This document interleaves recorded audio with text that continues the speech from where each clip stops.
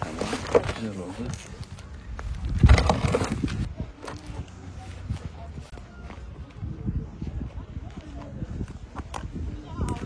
Çıkarayım. Şu bayağı kaldı, ipi çıkarayım.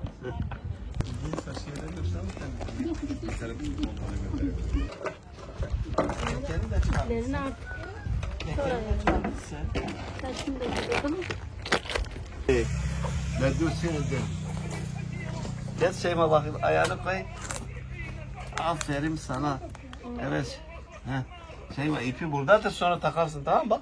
İpi burada, tamam, sonra takarsın. Bunda bak bakayım. Gel bakayım. Maşallah. Bu ip de burada, bu ip kalsın. Şimdi senin montun. İşte bir bakalım. Ayağı kaç numara? 25 mi? Hocam listeye bak, 25 mi yazmışsın sen? Bakayım. Buna küçük gelir bu. 25 numara. Ya Allah yardımcılar olsun. Allah kimseyi vatansız bırakmasın. Amin. Bunları geri gönderiyorlar ya. Ya geri gönderecekler abi. Öyle diyorlar ama iş sayı namussuz dinlerse bırakırsa. Adıyor şu an ama.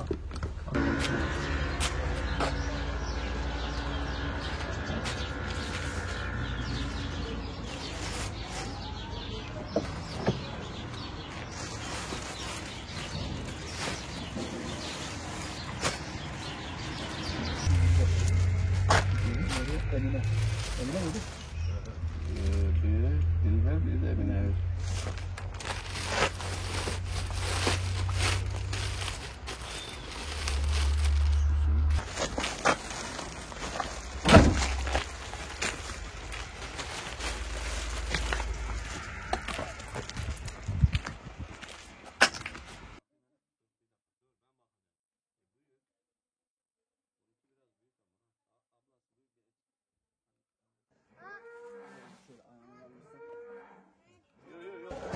Ne?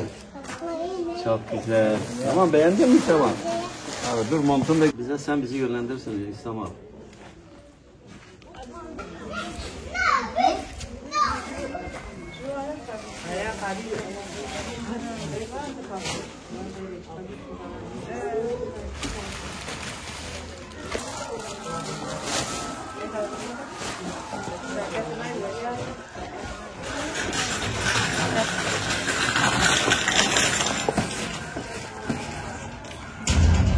Bismillahirrahmanirrahim.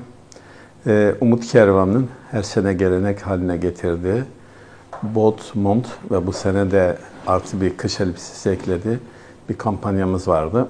Allah'ın izniyle bu kampanyamızı gerçekleştirmek için bu sene köy okullarını tercih ettik. Köy okullarında daha dezavantajlı çocuklar var.